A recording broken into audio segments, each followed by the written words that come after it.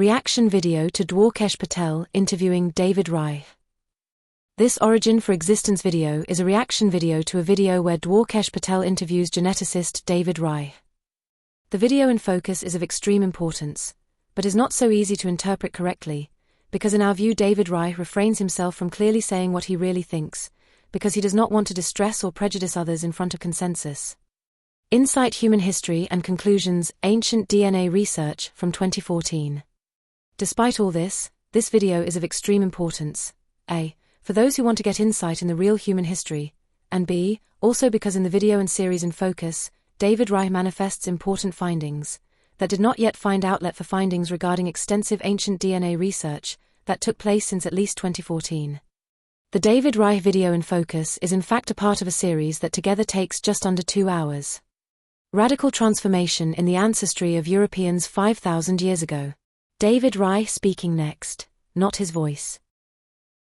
About 5,000 to 4,500 years ago in Europe, there's a radical transformation in the ancestry of Europeans. An example of this is what happened in Britain. Origin for Existence speaking. The blue arrow points to the time of the transformation, or rather the radical replacement, this, 4,500 years ago. To build Stonehenge, the Bell-Beaker culture contracted Orkney and Funnel-Beaker peoples. Shortly before 4,500 years ago Stonehenge was built by the blue dots Y-DNA haplogroup I and I2, with I being a very old haplogroup that reached a wide range and that include amongst other Orkney people, Funnel-Beaker peoples, etc. We call the people of these old haplogroups like the Megalithic builders, including the builders of polygonal walls and Cyclopean-Walls. Nevertheless, exactly these old haplogroups of builders were replaced around 4,500 years ago by R1BM269, the red dots or Bell-Beaker culture. The builders of Stonehenge disappear in 100 years and are replaced by migrants out of Americans. That is the reason that there were no megalithic structures built after this transformation 4,500 years ago. David-Reich speaking next. So about 4,500 years ago the farmers who are there. They arrived there 6,000 years ago. They build Stonehenge. And then within 100 years, 90% of them are gone. And they're replaced by migrants from the continent carrying pro-majority ancestry from the steppe north of the Black and Caspian Seas. Origin for Existence speaking. David-Reich calls the builders of Stonehenge farmers with ancestry from steppe north of Black and Caspian Sea, Yamnaya. David-Reich calls the group that built Stonehenge like farmers. The builders of Stonehenge also built Ciclopian-Works in Europe and across the globe. We prefer to call them builders that also farm since long, and we justify and illustrate this slightly different vision in other videos. In other videos we will illustrate what they built, and how far their builds and influence reached. We argue, illustrate, and prove that they also built what some recognize as Ciclopian-Works. The builders of Stonehenge and Ciclopian-Works builded Malta, Palma, and Cyprus.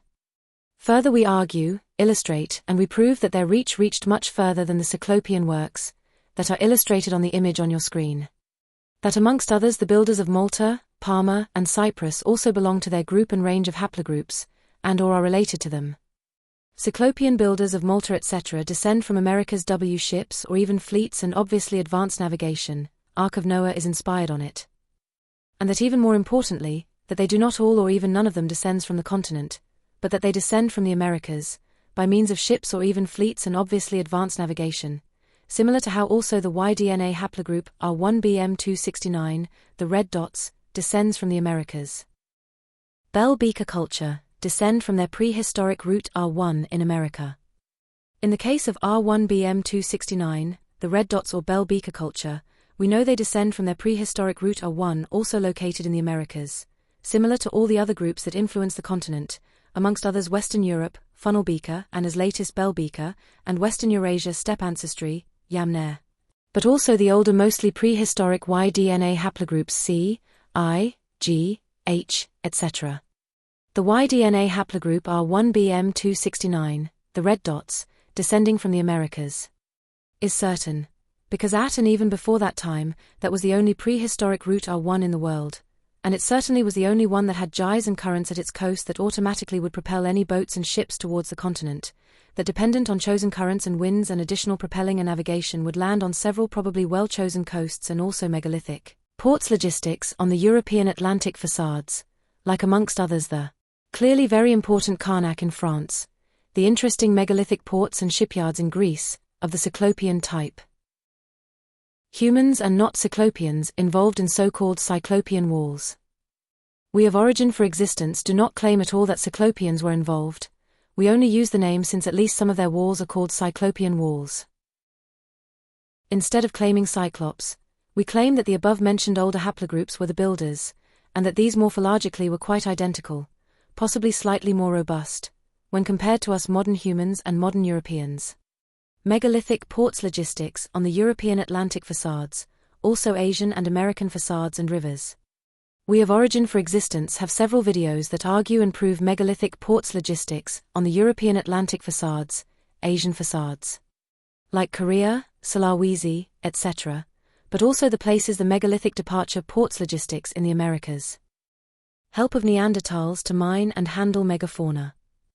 We claim that these older haplogroups deployed and transported, including on their ships, archaic humans, like Neanderthals, to mine and handle megafauna in the support chain of their international transcontinental and transatlantic networks. That is why on the here discussed locations both archaic humans, like Neanderthals, and megafauna are found, and why they got extinct simultaneously, together with megalithic building. The megafauna, sometimes in combination with fauna, in what consensus are found in sites described as megafauna kill sites and evidence of exploited megafauna genera. Neanderthal Fat-Factory. A large-scale Neanderthal Fat-Factory like at Neumarkt in Germany, where these ancient humans processed large numbers of animal carcasses, was discovered. The enigmatic jars of Indonesia and Southeast Asia. On Indonesia's Sulawesi Island, the Pokkia site in the Bahoa Valley is a stunning megalithic location where 27 massive stone kalambas stand, eerily reminiscent of the mysterious jars in Laos.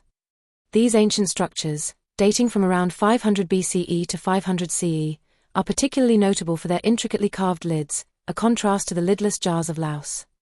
While local legends suggest ceremonial or funerary purposes, the true meaning and origin of these stone vessels remain elusive, deepening the mystery surrounding this ancient culture. Megafauna butchering Americas. Scientists have uncovered the first direct evidence that ancient Americans relied primarily on mammoth and other large animals for food. Their research sheds new light on both the rapid expansion of humans throughout the Americas and the extinction of large Ice Age mammals. Several South American archaeological sites provide evidence of prehistoric human hunting of megafauna, including locations in Venezuela, Colombia, and Brazil. These sites, dating back to the late Pleistocene and early Holocene, feature artifacts and remains of large animals like glyptodonts, extinct armadillo relatives, and other now extinct species. Several archaeological sites in the Americas provide evidence that giant ground sloths were hunted and butchered by humans. These sites, primarily in South America, include Campo Laborde, Arroyo Seco II, and Santa Elena Rock Shelter. Evidence includes bones with cut marks from tools used for butchering, and in some cases, indications of fire. David-Reich speaking next in the next video.